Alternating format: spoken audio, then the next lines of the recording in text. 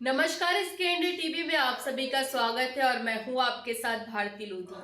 आइए बढ़ते हैं खबरों की ओर। में आयोजित जन सुनवाई में कलेक्टर विवेक श्रोतीय ने पीड़ितों की समस्याएं सुनी और संबंधित विभागों को तुरंत निराकरण के निर्देश दिए। मृतकों को आर्थिक सहायता में लापरवाही पर जांच के आदेश भी दिए गए। पार्षदों ने नगर परिषद की मनमानी और गुणवत्ताहीन निर्माण का आरोप लगाते हुए शिकायत की, जिसमें ठेकेदारों और अध्यक्ष की मिलीभगत का भी जिक्र है। पुलिया टूटी, पानी की टंकी लीकेज, सड़क नाली निर्माण अधूरा है, भ्रष्टाचार चरम सीमा पर पहुंच चुका है। मौके पर जिला पंचायत सीईओ, एसडीएम, तहसीलदार सहित कई अधिकारी मौजूद थे। कलेक्टर ने भ्रष्टाचारियों के खिलाफ कड़ी कार्रवाई का भरोसा दिलाया ताकि जनता की समस्याओं का स्थायी समाधान हो सके।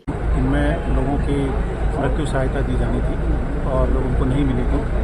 उनकी शिकायत में पाया गया कि ये प्रकरण तहसील में दर्ज थे, लेकिन उनका अंतिम निराकरण नहीं हुआ था, जिसमें आज ही अंतिम निराकरण भी कर दिया गया है और संबंधित व्यक्ति जो इस विलम्ब के लिए जिम्मेदार है, इस पर कार्रवाई करने के निर्देश मेरे द्वारा एसडीएम मैडम को दे दिए गए हैं।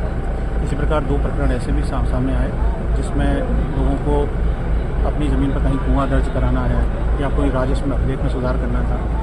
सारे पटवारियों को आज यहाँ पर इसीलिए बुलाया गया था कि या तो वो कार्रवाई तत्काल आज ही कर दे या जनसुनवाई के बाद आज पूरे दिन में शाम तक राजस्व से संबंधित जो प्रतिवेदन जिनको दिए जाने हैं वो सभी प्रतिवेदन उनसे आज ही यहाँ पर ले लिया जाए और प्रकरण में लोगों को लाभ दिलाया। सबसे ज़्यादा जो शिकायतें हैं किन विभागों से हैं? सबसे ज़्यादा शिकायतें जो हैं वो राजस्व से संबंधित हैं और पंचायत से संबंधित हैं, जिसमें कि केस टू केस सुनवाई करके मेरे द्वारा निर्देश दे दिए गए हैं। इसके अलावा कुछ शिकायतें नगर पंचायत जो है बलदेवगढ़ उससे संबंधित थी, जिसमें कि कहीं पर नाली का निर्माण नहीं हो पा रहा है, अतिक्रमण है, पीएमएवाई से संबंधित शिकायतें हैं।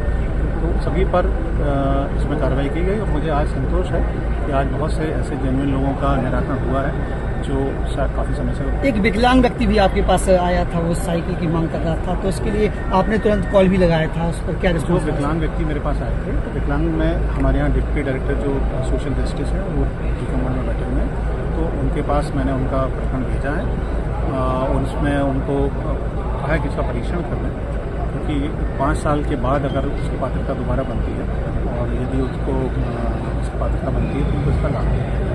इसी प्रकार एक व्यक्ति ऐसे आए हुए थे जिसका सर्वदंश का प्रकरण था, जो बलदेवगढ़ के निवासी हैं लेकिन टीकमगढ़ पहुंच नहीं पाए थे और अस्पताल में पहुंचने से पहले उनकी मृत्यु हो गई। अब ना ही उनको बलदेवगढ़ वाले उनका मृत्यु प्रमाण पत्र बना रहे थे, ना ही अस्पताल टीकमगढ़ बना रहे थे। इसलिए मैंने सीएमओ टीकमगढ़ से बात की है और उनसे कहा है कि उनको अभी मैं भेज रहा हूँ और उसका तत्काल ही मृत्यु प्रमाण पत्र। सर, एक प्रकरण आया है कि तहसीलदार बलदेवगढ़ के द्वारा एक आदिवासी महिला का मकान गिरा दिया गया है, वो घर पर मौजूद नहीं थी। एक शिकायत इस संबंध में संभवतः उन्होंने दी हुई है, लेकिन उसके बारे में नगर पालिका और तहसीलदार द्वारा बताया गया है कि वो प्रकरण में उनके द्वारा अवैध रूप से उस मकान को बड़ा मकान वहाँ पर बनाया गया है। उसमें से जो जितना क्षेत्र पूरे नगर में सुविधाओं के लिए चिन्हित किया गया है, मार्ग सड़क का है, उतना हिस्सा उनके द्वारा हटाया गया है। सर, पूर्व में कंप्लीट पूरी रिपोर्ट अभी इनके माध्यम से मुझे प्राप्त होने बाकी है। सर, पूर्व में जो जनसंवाद हुआ था बलदेवगढ़ में, सर उसमें कुछ समस्याएं निकल के आई थी, नगर से जुड़ी थी और भी थी, लेकिन उनका सर कोई निराकरण नहीं हुआ है अभी तक। नहीं, ऐसा तो नहीं कह सकते कि किसी भी समस्या का कोई निराकरण नहीं हुआ है। उसकी पहली नहीं दिख रही है सर, पहली नहीं दिख रही है कि कहीं हो रही है। जैसे पुलिया निर्माण है और भी चीज़ें थी, देखिए दीवार हटने का था, पेड़ हटने का था, कोई पता नहीं चल रहा। सभी में जितने भी प्रकरण यहाँ से दर्ज हुए थे, पहले भी हमने यहाँ पर सुनवाई करी हुई थी और जिसमें जो लोगों की बड़ी मांग है, जिसमें कि राशि होती है, उसकी जो प्रक्रिया होती है वो इनिशिएट कर दिया गया है। संबंधित विभागों द्वारा उसमें कार्रवाई की जा रही है। जैसे कि अपने जमीन अलॉटमेंट से संबंधित जो इशू थे, उसमें यहाँ पर एक था और एक खड़गापुर का मैटर था। खड़गापुर वाले में हमने जमीन अलॉटमेंट कर दी थी।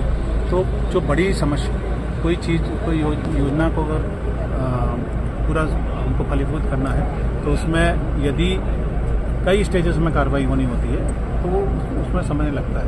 उस हिसाब से कहीं पर बजट की मांग है, कहीं कुछ और है। अगर आपको स्पेसिफिक शिकायत बताएंगे तो मैं उसके बारे में बता सकूँगा कि कौन सी चीज़ें अभी अधूरी हैं और उनमें क्या कार्रवाई चल रही है।